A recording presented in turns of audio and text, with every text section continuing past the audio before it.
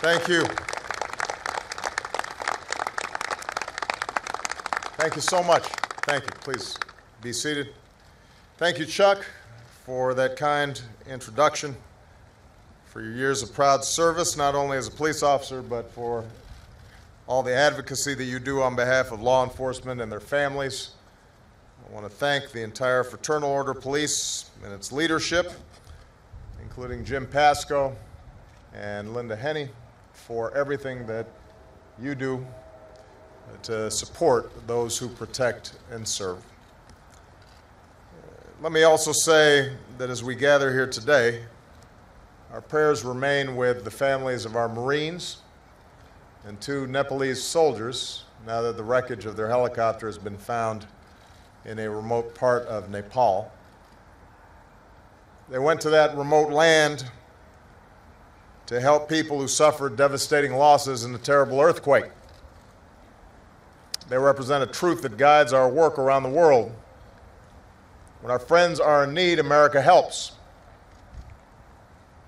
Sometimes those in uniform get attention only when there's a battle, but they do so much more than that, looking out for folks who are vulnerable or having a tough time, have experienced a disaster.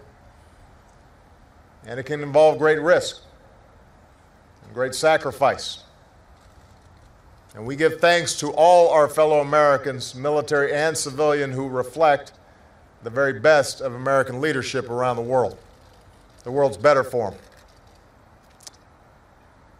We are here to honor heroes who lost their lives in the line of duty. Men and women who put themselves in the way of danger so that the rest of us could live in safety. They were beat cops, deputies, detectives, correctional and Forest Service officers, federal agents, and tribal police. But to many here today, they went by different titles. Caring husband, loving wife, my son, my daughter, mom, dad. And so to all the families who are here today, whose loved ones did not come home at the end of a shift, please know how deeply sorry we are for the loss that you've endured. Know how deeply grateful we are for your loved one's sacrifice. We hold them up as heroes because that's what they are. It takes a special kind of courage to be a peace officer, to be the one people turn to in their most desperate moments, to be willing to run into a dangerous situation when everybody else is running the other way. Scripture tells us to love our neighbors as we love ourselves, but only a special few take that commandment so deeply to heart that they are willing to risk their lives so that others, often total strangers, can know peace and security. And that's what peace officers do. And today we honor 131 who made that ultimate sacrifice.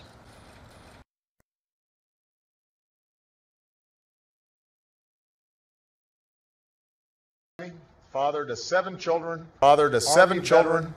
Army veteran. His daughter Deborah says, we were his platoon. And Kevin deployed his own training to raise his young platoon, leading them in cadences. How motivated are you?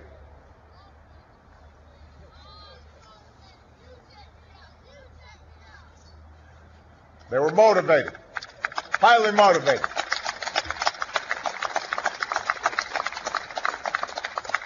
He drilled them with the basics, to study hard and to push yourself and to take care of each other. And everywhere he went, he made friends. In Tammy's words, he never met a stranger. To help make ends meet, Kevin took a night shift as a security guard at a Waffle House. And one night, some customers got rowdy, and as Kevin was placing one of the troublemakers under arrest, he was shot and killed. He was just 43 years old. 1 week later, Kevin's son, Hezekiah, graduated from Griffin High. And there to cheer him on were over 100 of Kevin's fellow officers. And today, Hezekiah is in the Army, training to be an MP, and wants to be in law enforcement just like his dad. Senior Deputy Jessica Hollis started out as an EMT in San Antonio, Texas. She and her husband, Ricky, applied to the Austin Police Academy together, were accepted together, graduated together. Just the second married couple in Austin to do that.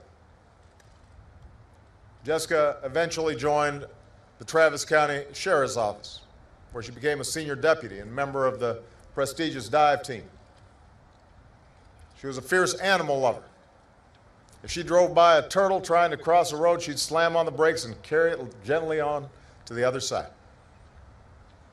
She took her son Mason on special vacations to the family lake house, New Orleans, on diving trips, just the two of them.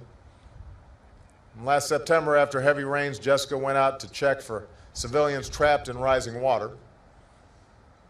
It was around 2 o'clock in the morning when she radioed for help. Her car was being swept away by the floodwater. Minutes later, she was missing. Dozens of officers came out to join the search, but by the time they found her, it was too late.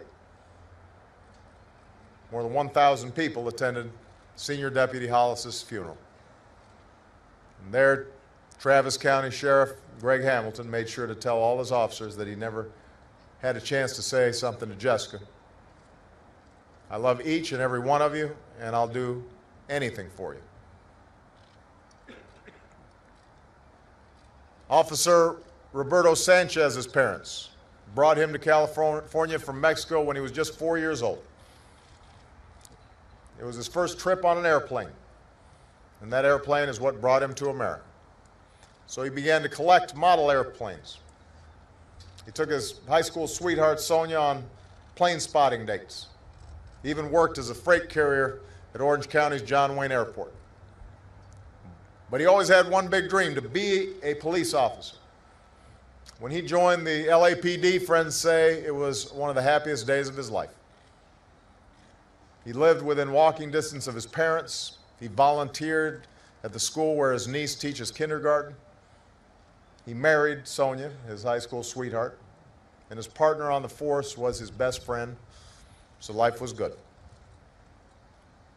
One night, Officer Sanchez was in pursuit of a speeding vehicle when someone intentionally crashed into his patrol car.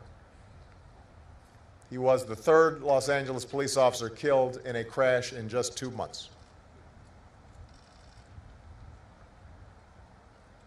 Your jobs are inherently dangerous. The reminders are too common. Just a few days ago, 2 police officers were killed in the line of duty in Mississippi. A week before that, an officer was killed in the line of duty in Queens. A few months before that, 2 of his fellow officers in the NYPD were killed as well. We cannot erase every darkness or danger from the duty that you've chosen. We can offer you the support you need to be safer.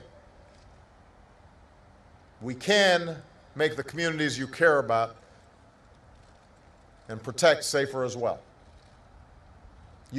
We can make sure that you have the resources you need to do your job.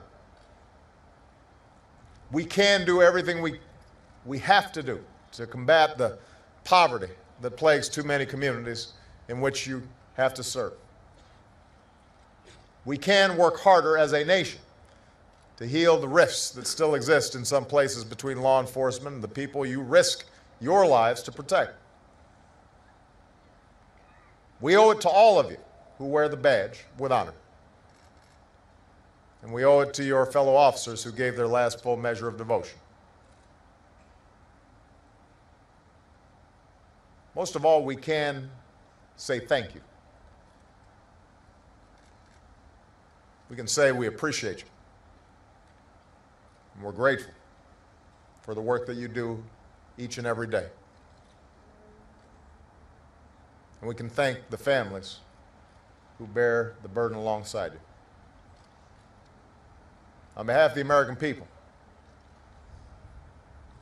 I offer the families, friends, and fellow officers of those we've lost my prayers and my deepest thanks.